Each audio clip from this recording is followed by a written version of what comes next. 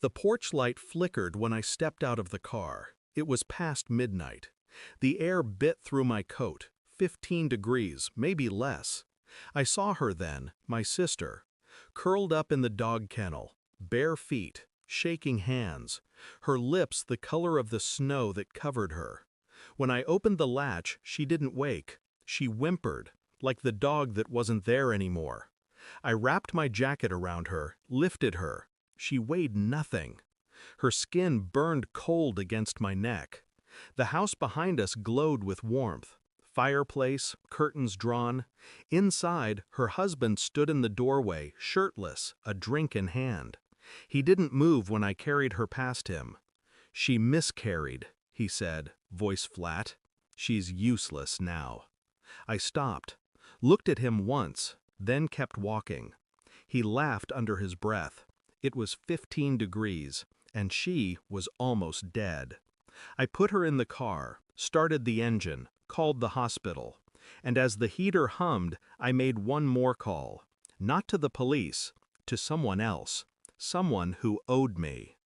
At the hospital, the nurse said the word hypothermic like it was something clinical, something that could be measured. I knew better. It was something that crawled under the skin and froze the will to live. They said she'd been outside for hours. He told them she wandered off. He told me it was an accident.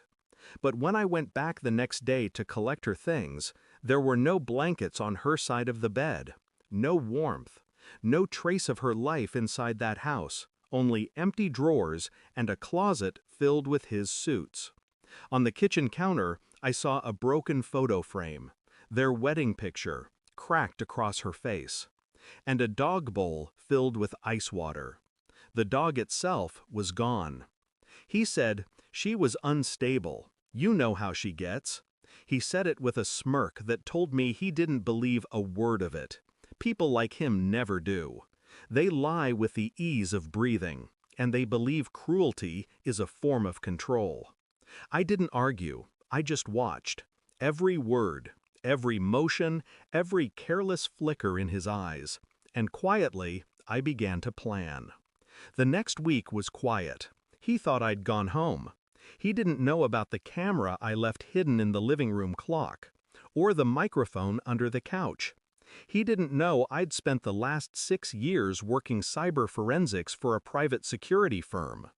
When you watch long enough, the truth always exposes itself.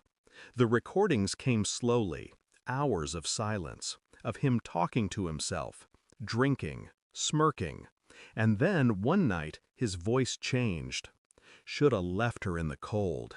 Woulda saved me the trouble." He laughed after that. And then he said something else, something that made my hands go still on the keyboard. "She begged me not to lock her out." The tone wasn't regret, it was pride. I watched that part a dozen times, each playback colder than the last.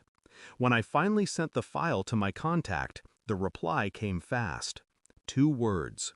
48 hours. 48 hours later, I stood in the hospital hallway as my sister slept, her breath shallow, steady. The machines hummed beside her like distant thunder. My phone buzzed once. A message. No words, just a photo. Him, face down on the marble floor of his own living room, hand stretched toward the broken clock.